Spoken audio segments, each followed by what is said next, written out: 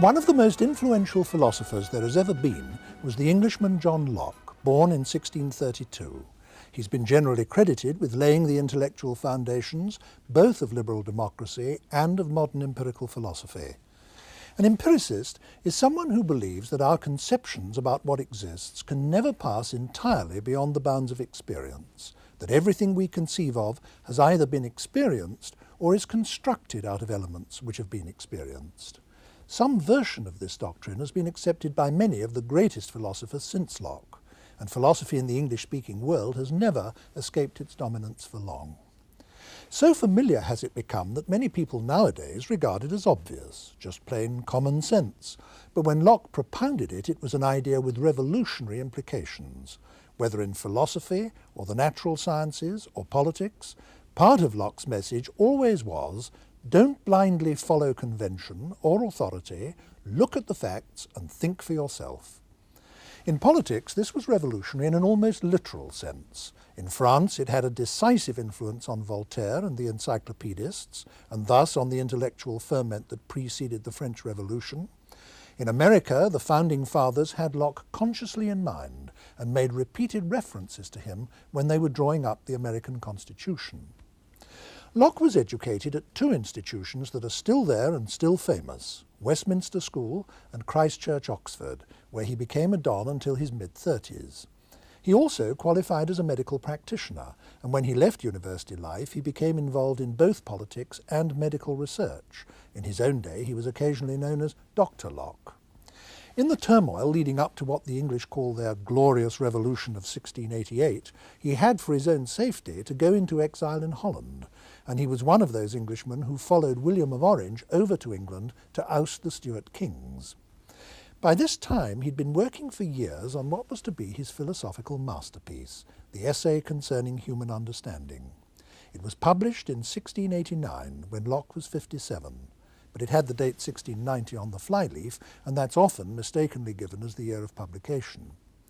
Also published in 1689 was A Letter Concerning Toleration. There followed in quick succession the two treatises of government in 1690 and Some Thoughts Concerning Education in 1693. Although Locke lived to be 72 and wrote other things, nearly all his influential writings came out in a period of less than 5 years. The next philosopher in the English language, who is still of international reputation, George Berkeley, was in part reacting against Locke, and it can therefore be helpful to consider the two together. Berkeley was born in Ireland in 1685 and educated at Trinity College, Dublin. All the philosophical works for which he is now famous were published when he was in his 20s. A New Theory of Vision in the year 1709, The Principles of Human Knowledge in 1710, and Three Dialogues in 1713. Some of his other works deserve to be better known than they are, but his fame rests on those I've mentioned. In 1734 he was made a bishop, and to this day he's often referred to as Bishop Berkeley. Much of his life was spent in public activity, some of it in the New World. He had connections with Yale University, where one of the colleges is named after him, and the town of Berkeley in California is also named after him. He died at the age of 67 in 1753 and is buried in Christ Church, which of course was Locke's Oxford College. Here to discuss with me the work of these two philosophers is someone whose writings about them have made his academic reputation, Michael Ayres, Fellow of Wadham College, Oxford. Mr. Ayres, let's start with Locke. If anyone's studying the history of philosophy chronologically, as many people do, and so they come to Locke via his predecessors, one thing that's bound to strike them is the number of central ideas in Locke that had already been expressed by other people, for instance by Descartes. I'm thinking of the notion of the whole world as being divided into minds and matter as one example, or the conception of the whole universe as one gigantic mechanical system as another example. What is it about Locke that was distinctively different? Well, like Descartes, Locke was part of a movement in the 17th century to oust the previously dominant view of the world, which was the Aristotelian view. And central to this was, of course, the view of the world as a great machine subject to mechanical laws. I mean, composed of lesser machines, but all subject to the same laws of physics, necessary laws of nature. Superficially, too, his theory of thought and knowledge can look like Descartes'. He explains thought as a series of ideas before the mind. An idea is something in the mind or before the mind which represents things outside the mind. In reasoning, the mind confronts these ideas, so to speak, or is confronted by them, and his definition of knowledge is the perception of a relation between ideas. And this intuitionist view of knowledge can look very like Descartes', the view that in knowing something we, as it were, grasp or perceive its nature. On the other hand, there are very big differences. His chief among these, perhaps, or one of the chief differences, is the status, the different status that he gives to the senses. For Descartes, the senses deliver certain data and they incline us to have certain beliefs, but these beliefs don't count as knowledge. They have to be, the senses have to be interpreted and explained by reason before we can suppose that through the senses we have acquired any knowledge of the world. Basically, the senses don't deliver knowledge. It's reason that delivers knowledge, or the intellect operating on the data of sense. But for Locke, the senses themselves are a basic or fundamental faculty. They deliver knowledge in their own right. And this shows in the different approach to skepticism of the two philosophers. Descartes, so to speak, accepts the skeptic's challenge to supply reasons for believing in an external world, in a world of objects outside us. Locke simply dismisses the challenge. He says that the skeptic is casting doubt on one of the fundamental faculties of the human mind, and yet he himself, in producing his skeptical reasoning, is relying on human faculties. And in effect, he rejects the whole thing. He's prepared to say that if anybody is wild enough to be a skeptic, reasons can be produced, but the senses don't need reasons. I mean, they just supply us with knowledge. Another thing is that I think one must mention as being central to Locke is his very special use of the word ideas. Yes. I know he didn't coin that, but he, in chapter 1 of the essay concerning human understanding, he actually apologizes to the reader for the frequency with which he's going to use the word in the book. Can you say something about that? Yes, well, it was, in fact, a very well-used term by the time he used it. I mean, there's nothing really new about it at all. But for Locke, an idea is something very different from what it is for Descartes. For Descartes, it's something really fundamentally intellectual. For Locke, it's fundamentally something sensory. I mean, even if we're thinking about something that we're not actually perceiving, we have an image, a sensory image of that thing. And he explains even the most abstract thinking in these terms. Of course, his theory has to get more complicated at this point, but basically, thought is for him the possession, having of images before the mind. Now, this theory of imagism, as we could call it, was not an uncommon one in the 17th century, and it had tended to go in one of two directions. One of these directions is taken by Hobbes, that since all our knowledge and understanding was dependent on the senses, Hobbes produced a dogmatic view of the world, which was a materialist one. He thought that we could analyze experience in such a way that we could arrive at the sort of understanding of the world that Descartes thought we arrived at through the intellect. But Locke developed a different line which is more agnostic or skeptical, really, that although the senses give us knowledge, they give us a limited knowledge. And because all our thought about the world is restricted to the concepts that we have through the senses, and in fact our thought involves sensory images, that restricts our knowledge of the world. And he thought there was no method by which we could arrive at the underlying nature of things. So he was a sort of modified skeptic. I mean, we know the world is there, but we don't know what it's like. Yes. This use of the word ideas and this particular theory of knowledge was so influential that I'd like to dwell on it just for a moment. And Locke thought, didn't he, that everything that was present to the mind was, in his sense of the word, an idea.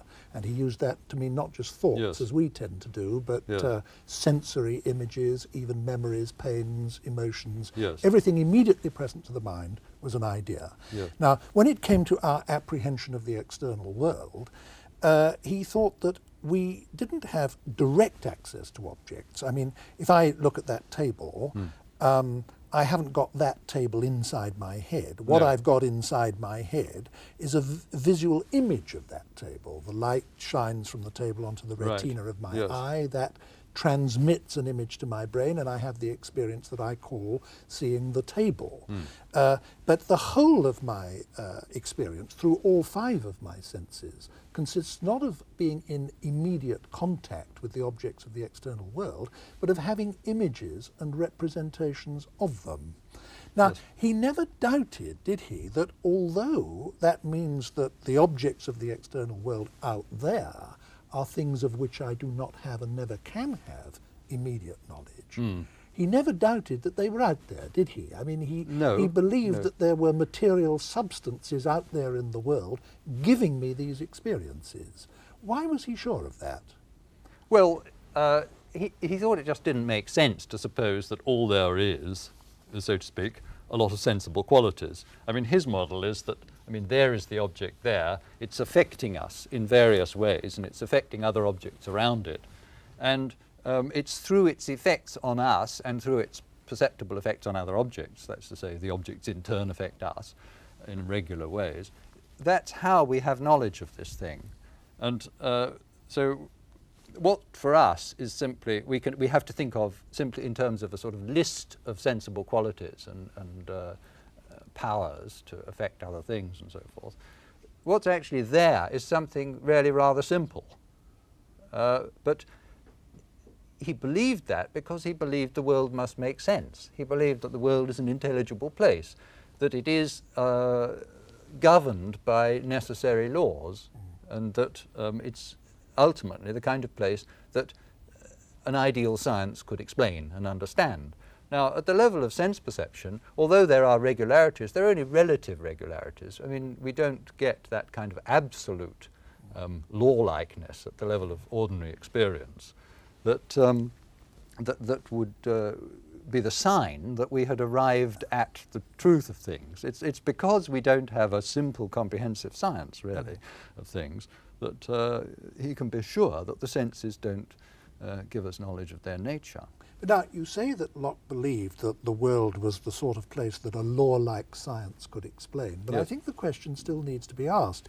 If he thought that all the knowledge we have of things is this intermediate knowledge, that we immediately experience images and sensations and representations, which in turn represent or picture the Yes. things, if we never have access to the things, how is a successful science possible on Locke's view? How can we know what the nature of things is?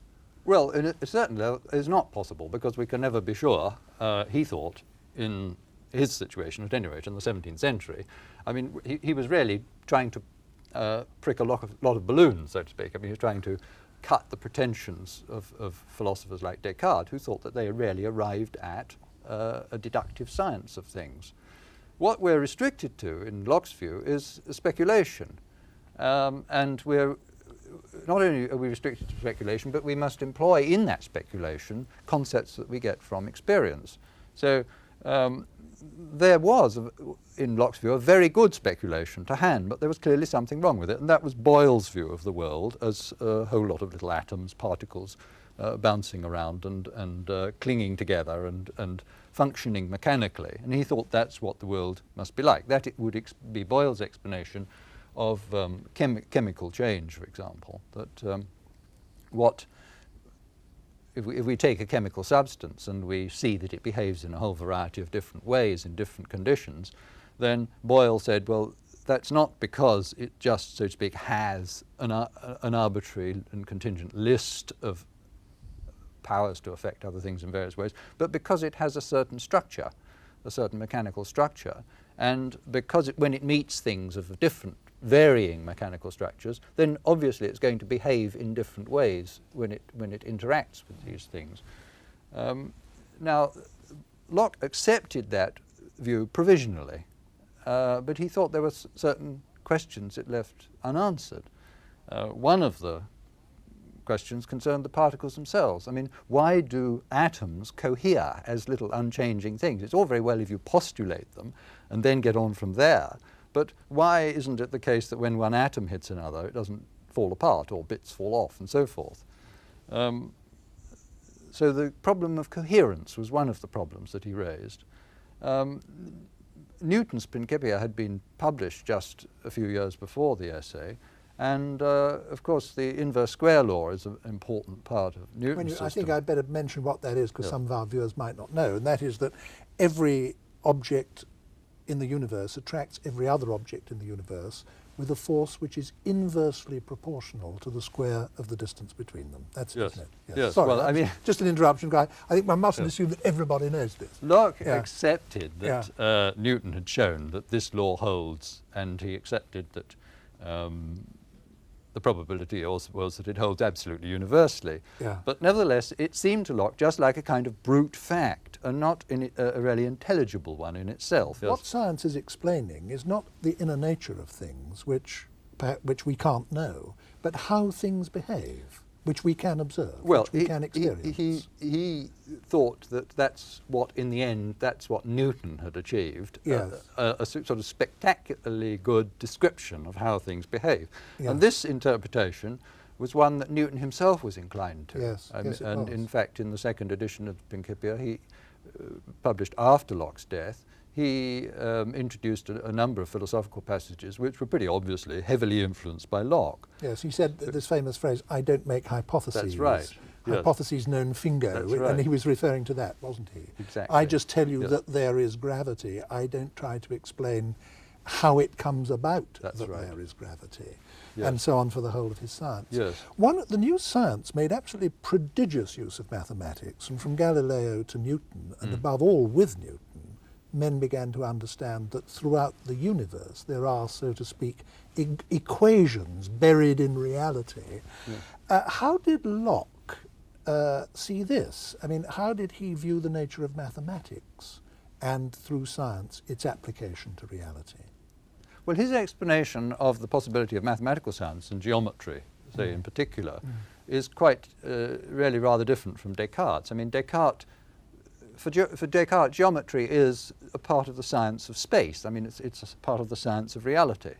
But for Locke, it's a science, an abstract science, which is created by us. We, so to speak, pick off geometrical properties of things, and we can construct them ad lib, and we can create a sort of science for that reason, precisely because it's not really concerned with the nature of things at all, which is unknown.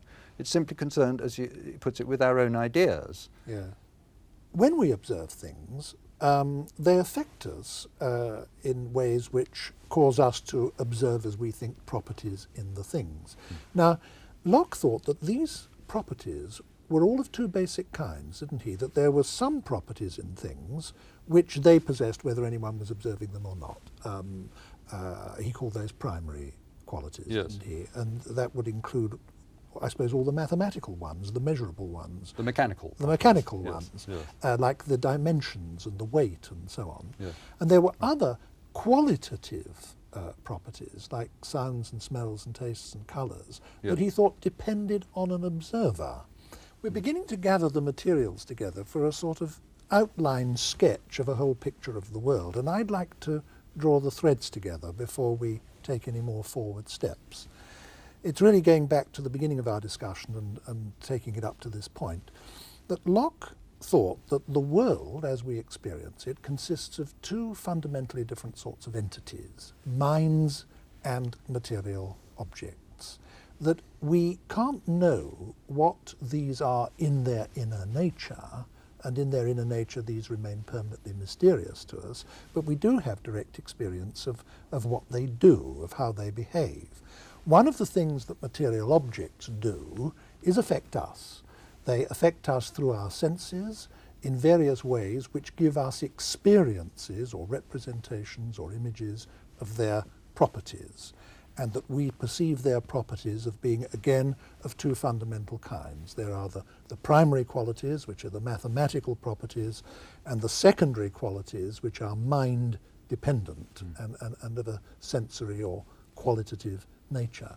Now, this sort of view of the world is extraordinarily close, it seems to me, to one which is still very widely held, yes, and widely regarded as a sort of common-sense view. Up to this point in the discussion, though, we haven't said anything at all about one thing which is of enormous importance to 20th century philosophers and was of enormous importance to Locke, though we haven't mentioned it yet, and that's language. Locke, the essay concerning human understanding is written in 4 books, and one whole book is devoted to the use of words. How did Locke see language as coming into or being related to our experience of the world? Well, I think I'd first like to just qualify your summing up. Oh, would you? Please do. I don't want you, I don't want you to appear to agree with it if you don't. The way you summed it up, you made Locke seem a little bit inconsistent. Oh, did I? Because, as a matter of fact, it's true. He's inclined to think that the world is composed of matter and minds, but he is consistent enough to say that since we don't know the nature of either, we can't even be sure of that. So he is very ready to accept the possibility that materialism is true, that we thinking things are in fact complex and subtle machines. How we work, we have no idea at all, but he's ready to accept the possibility that there is no Cartesian soul, no immaterial, naturally immortal soul. Actually, I'm glad you pulled me up on that, because he has an argument about that which I think is marvellous and which I still think carries its full clout today. Of us human beings, he says that one of two things must be true, but both seem to us impossible to grasp.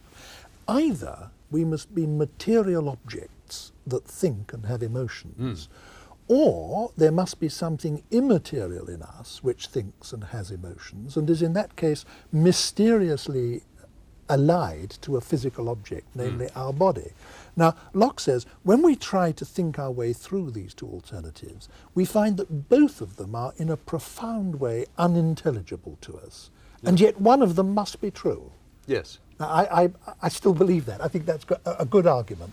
Yes, the argument there is so strong that one wonders why, on other occasions, he says that dualism is probably true, but he never tells us why. He never justifies the probably. Yeah.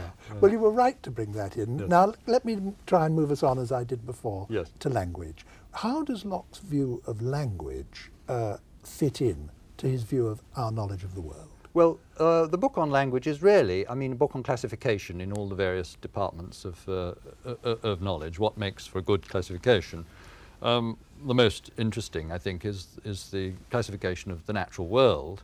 And what he wants to do here is to reject the Aristotelian view that the world is composed of natural kinds and that science is a matter of identifying the natural kind and examining the nature of each kind more or less separately. So you have to study the essence or nature of horses, cows, dogs, cats, and so forth. There just are these categories in the world. Yes.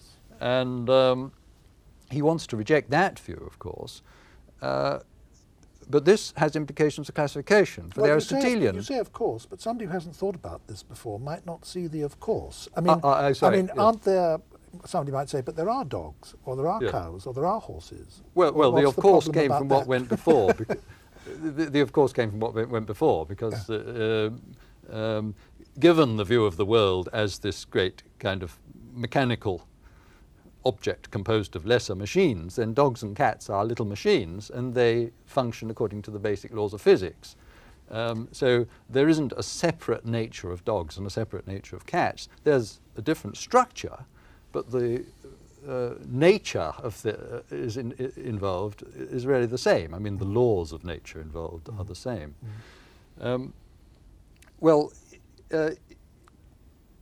Given that view, I mean, his own view of the world as that sort of place, then he concluded that there were no natural divisions into kinds, that there were resemblances at the level of observation, and these resemblances caused us, quite reasonably, to slice the world up. But in the end, the slicing is done by us. It's not done by nature. I mean, for the Aristotelian, there are these natural divisions, natural species, and we simply identify them and name them. But for Locke, we do the slicing up, and the consequence of this is that the terms we use, like gold, water, horse, dog, and so on, these are really arbitrarily, in the end, arbitrarily defined by us. They're human categories. Yes. What would he have said about his own distinction between minds and material objects that we've talked about so much so far? I mean, isn't that a distinction of natural kinds? Isn't that found in reality and not just a distinction made by us in language? I think that would be, I mean, I think he would agree that if that were if dualism were true, if that's the way it is, then that would be a distinction of kind. The kinds that he's attacking are the Aristotelian kinds, which are all bodily. I mean, there isn't in Aristotelian philosophy anything quite like the soul of Descartes. I mean, that immaterial object, substance. Now, if Locke thinks that our bodies are ultimately mysterious to us, simply because all material bodies are in their inner nature mysterious to us, and we're not even sure what our minds are either, what view did he take of personal identity? What did he see people as being? Well, the discussion of personal identity is one of the most original and interesting parts of the essay. He agreed with Descartes that one knew that one was a thinking thing, but one didn't know what kind of thing one is. In the 17th century, the followers of Cartesian modes of thought thought that a very powerful argument for their view was that it explained immortality, that and personal identity, that the identity of a person, despite the flux of matter, so to speak, in the body, the identity of the person is determined in life by the identity of the soul, and this soul could go on to the afterlife. I mean, and that would constitute our identity then. Now, Locke started from a different consideration, which is that immortality has to be personal immortality. The whole point of immortality is, well, to put it bluntly, reward and punishment. With a certain emphasis on punishment very often. But unless the thing that was being punished in the afterlife was conscious of the deeds that it had done in life on earth, then somehow Locke thought that punishment lost its whole point. So yes, it would be as if a quite different person were being punished. Right. So he argued that, I mean, suppose we grant there is such a thing as an immortal, immaterial soul. And suppose we grant that this receives punishment. If that thing has no recollection of what happened on earth, the whole notion of immortality loses its point. So what really matters, Locke said, is not this supposed immaterial soul, but consciousness, but the consciousness of the individual. The continuity of consciousness, the consciousness of the individual of his past deeds, and of course in this life what matters is the thought that it's going to be us who's going to get punished in the world to come. In my introduction to this programme, I referred to the enormous impact that Locke's political philosophy made, both in the period that Locke lived in fact ever since. It's always continued to have an influence. So I don't want us to get off Locke and on to Berkeley before we say something about that. One thing that I admire, in fact I think the thing I admire most in Locke's political philosophy is the clarion call for tolerance. And at least one of his arguments for that is based on his insistence that, after all, we don't really know all that much in this life. We are wrong about a lot of things. A great deal is mysterious to us. And therefore we are not justified in imposing our opinions on others by force. He has a very moving expression of that argument at one point, which I like very much, I must say. Yes, I think that is an important connection with his views on politics and religious tolerance in particular. He has what you might call an individualistic view of knowledge, that nobody else can do my knowing for me. I mean, I have to think things out for myself in order to have knowledge. Other people can pass on opinions. Now, in certain areas, in ethics and religion, he thought that people ought to spend time and ought to be given the time to spend on thinking things out for themselves as far as possible. And if you have that coupled with a very strong sense of how difficult this is and how hard it is to get things right, then you've obviously got the recipe for a tolerant society. Yeah, we take it for granted, but of course in his day it was very far from being taken for granted.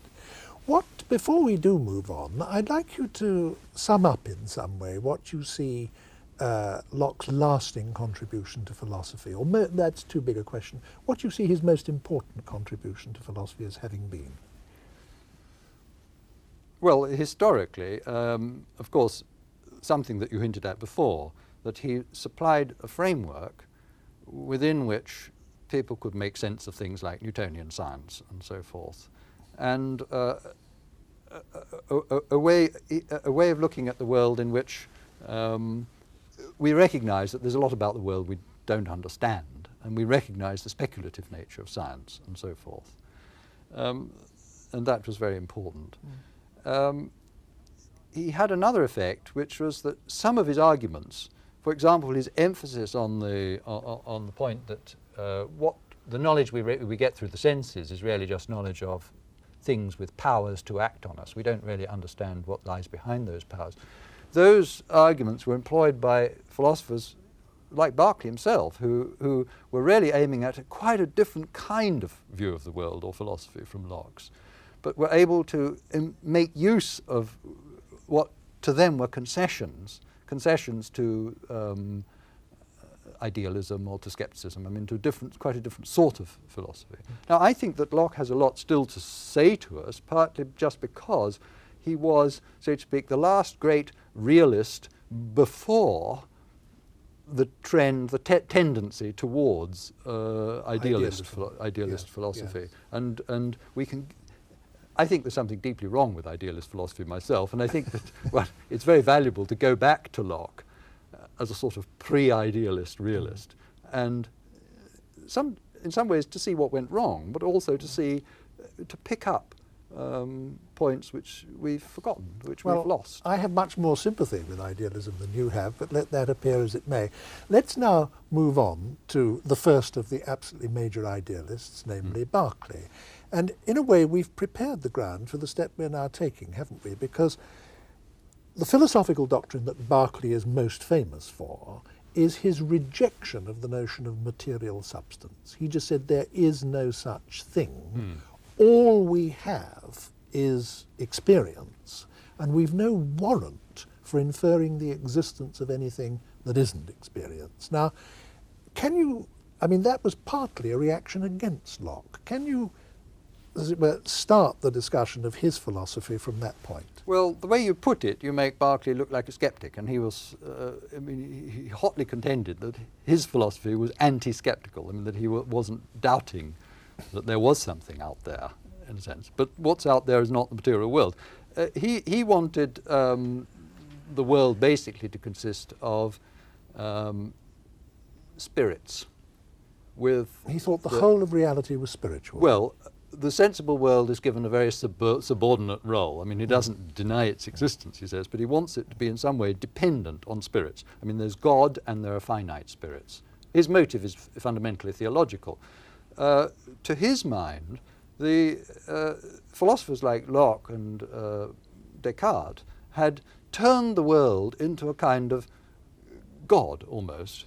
Turned the material world. Yeah. Because matter is something which has a nature of its own, which doesn't need God anymore in some way. Once God has created matter, it's like a great clock. It can go ticking on, and while God goes on holiday. And this, for Berkeley, was a sort of atheistic doctrine, virtually. I mean, a lot of philosophers had thought that materialism was a source of atheism, and had attacked any view which gave matter an sort of equal status to spirit. I mean, a group called the Cambridge Platonists, or the Cartesians themselves, were like this, had this view.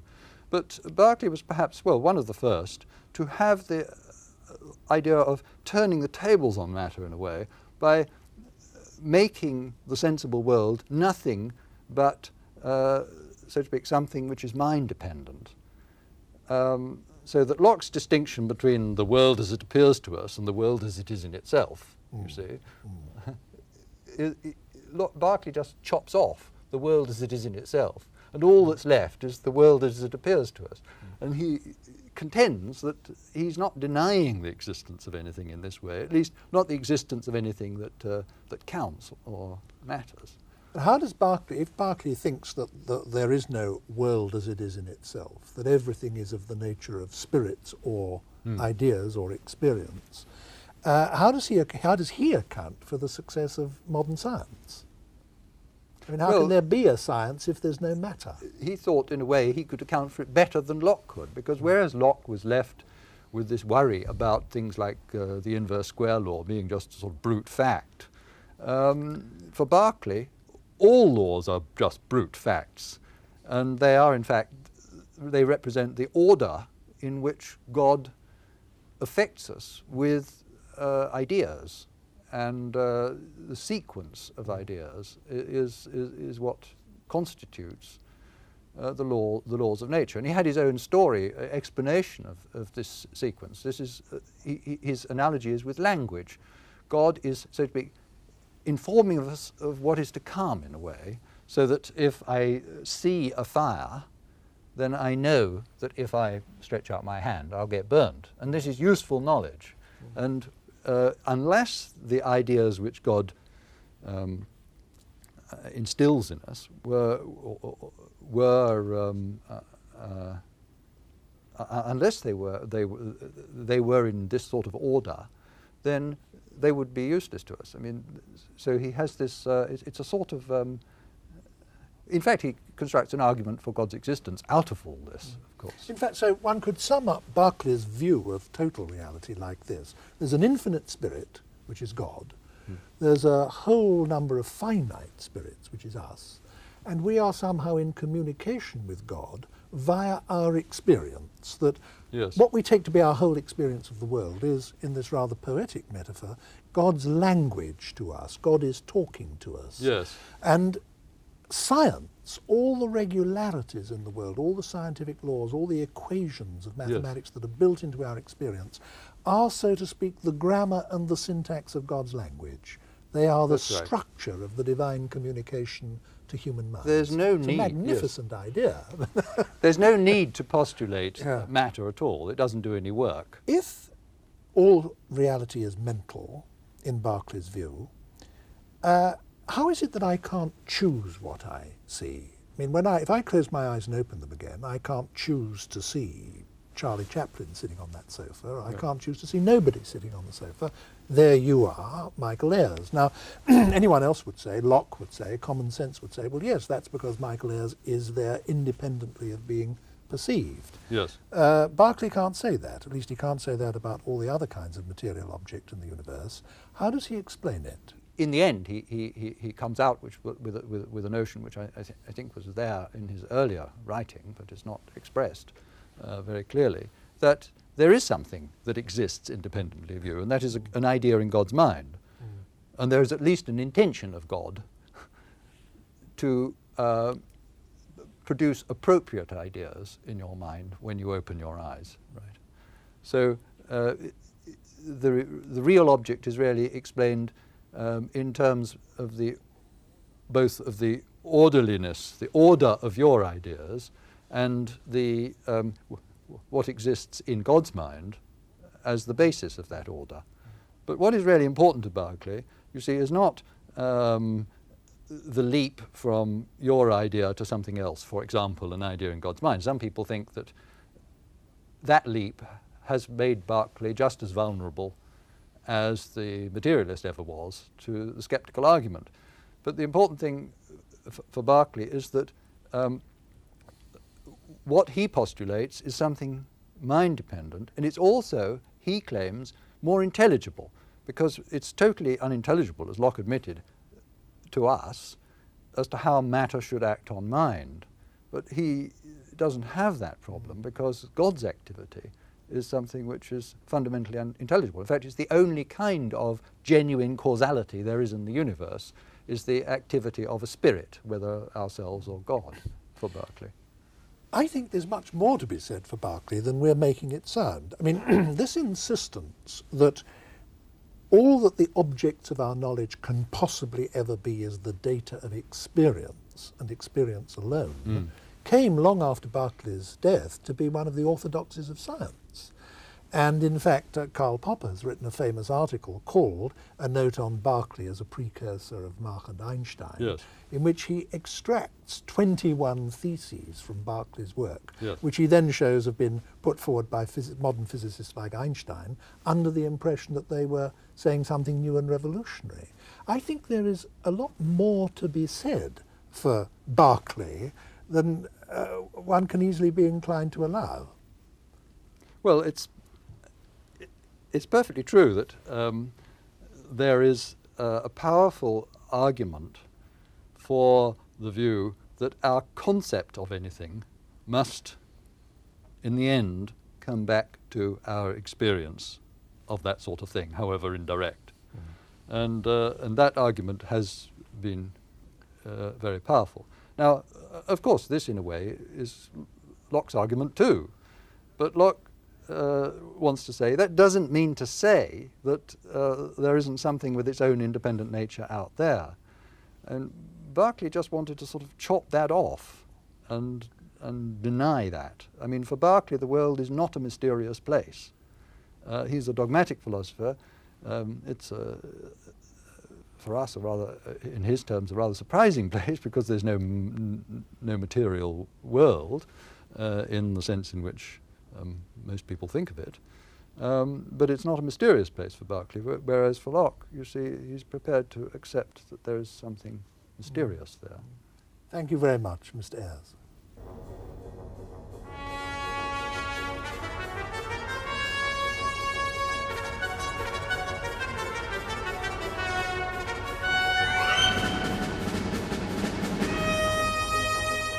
Stay with us for more thoughts on the great philosophers next on BBC4.